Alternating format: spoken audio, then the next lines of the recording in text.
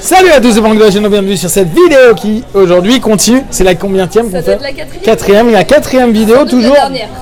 Je pense, ouais. Sur cet élément là, donc la sourde hanche, au travers d'un article de Doctissimo que je vous invite à aller lire. Je vous mettrai l'article en question en lien. Et là, on arrive sur je me questionne sans cesse. Je entre parenthèses, me questionne sans cesse ou je questionne sans cesse. Donc en gros, souvenez-vous, on était déjà curieux tout à l'heure. Donc si vous êtes ami futur ou potentiel, si vous êtes curieux et qu'en plus vous posez des questions, questiosophie.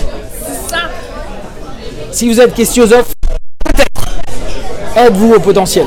Tous les psychopraticiens, a priori, qui posent des questions sont au potentiel. Tous les métiers en tout cas. Ouais, tous les questionneurs, les enquêteurs. Les enquêteurs.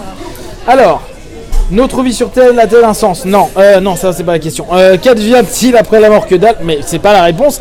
Le bien, le mal. Mais moi j'ai déjà les réponses, c'est pour ça que je me pose plus les questions. Le sens de la vie. Ça sert à rien. Alors, le bien, le mal, la quête de vérité absolue. Vous avez l'impression que votre cerveau est en ébullition permanente et c'est encore pire une fois couché le soir. En gros, tous les centres mentaux qui on revient sur les insomniaques. Les insomniaques qui moulinent beaucoup. Tout le monde va me dire putain, j'arrive pas à déconnecter à petite voix. Vos préoccupations existentielles d'enfant se sont muées en interrogations philosophiques et angoisses métaphysiques quotidiennes une fois adulte.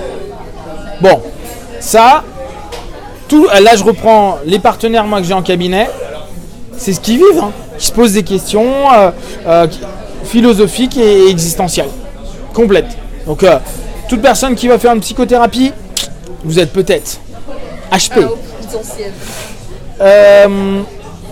HP, c'est moi ça me fait penser à l'hôpital psychiatrique. Depuis tout à l'heure. Mais il l'utilise moins aussi. Il l'utilise moins. Et du coup, au début, je pensais que tu disais hôpital psychiatrique. Non, c'est HP au potentiel. C'est pour les vidéos que j'ai compris que tu disais au potentiel. Vos préoccupations existentielles d'enfance, Alors, si cela se traduit par des difficultés récurrentes d'endormissement et des douleurs somatiques chroniques. Tout le monde somatise. Non, mais puis surtout, comment tu peux savoir que c'est la question existentielle que tu te poses qui fait que tu as ce problème somatique? Ça, c'est toi. Enfin. Ça y est. Il est peut-être temps de contacter un psychologue spécialisé dans les bilans cliniques et psychométriques. Ça, c'est vrai. Allez voir les psys, ils sont bien. J'ai un parent proche précoce. Alors, si vous pensez à tort que le sort a pu frapper une fois mais pas deux dans la même famille, détrompez-vous. Ah oui, non, il y en a plusieurs dans la même famille. La douance étant génétique. On peut tout à fait avoir 3 enfants surdoués dans une fratrie de soi. Elle est donc parfaitement légitime de vous poser la question si l'un, voire vos 2 parents ou plusieurs de vos frères et sœurs ont été diagnostiqués surdoués. Et à plus forte raison s'il s'agit d'un ou plusieurs de vos propres enfants. Quoi qu'il en soit, si le doute en est surdoué ou non, la démarche ne sera jamais vaine. Ça c'est intéressant. Moi j'avais lu pas mal de choses qui disaient que les zèbres se regroupent en troupeaux, telles des petites tribus de zébriou. Putain. Non mais non. Genre les gens se reconnaissent. Les hypnopapoteurs sont des zèbres. Non, les hypnopapoteurs, je peux te dire que c'est tout à part des zèbres. Quand tu vois le mec qui lit le truc, c'est sûr que c'est pas des zèbres. Mais ce qui est vraiment un questionnement de fond, c'est que là on voit différents critères, on se rend bien compte que je pense, là j'ai un commentaire sur cette vidéo, en ayant écouté toutes les vidéos, est-ce que vous n'avez pas l'impression qu'il y a certains critères qui répondent à ce que vous êtes? Là on en a eu 10, n'hésitez pas à reprendre les 10 au travers de l'article et à me dire tiens, ouais effectivement, ça je me suis déjà vu, j'y ai déjà pensé, j'y ai déjà cru, ça j'ai ce doute là, j'ai cette... Je suis sûr qu'on trouvera facilement entre 6 et 7 critères, tous, par personne, en posant un petit peu. À dire ça t'arrive de pas t'endormir le soir, à te poser des trucs, à te dire qu'est-ce que tu fais sur Terre, ça t'arrive de pas avoir confiance en toi, ça t'arrive quoi, tu vois, il y a plein de choses où je me dis mais c'est tellement des éléments de la nature humaine que d'en faire. Alors j'ai pas envie de dire une pathologie parce que c'est ce que je posais comme question tout à l'heure, à dire mais pourquoi on a créé surdouance? On n'a pas assez de psychopathologie, on n'a pas assez de pancartes qui existent déjà, on n'a pas assez de mots descriptifs dans la psycho pour expliquer ça. Ça voulait catégoriser pour aider ces personnes et les soulager. On revient à cette notion de si je sais ce que je suis, ça peut m'apaiser. Pardon ? On est juste névrosé. Oui, on est super névrosé, mais on l'est tous. Enfin, tout le monde est névrosé tout le temps, bien sûr. Donc, la notion de... Moi, ce qui me dérange le plus, c'est cette notion de sur. Il y a la douance, je suis doué à quelque chose, je suis surdoué, je suis haut potentiel. Mais pourquoi ? Pourquoi ce besoin-là ? Et là, je reviens aux vidéos que j'ai fait ces derniers jours. Pourquoi on n'accepte pas nos limites, ce que l'on est, nos capacités, nos défauts, nos forces, nos faiblesses, notre normalité ?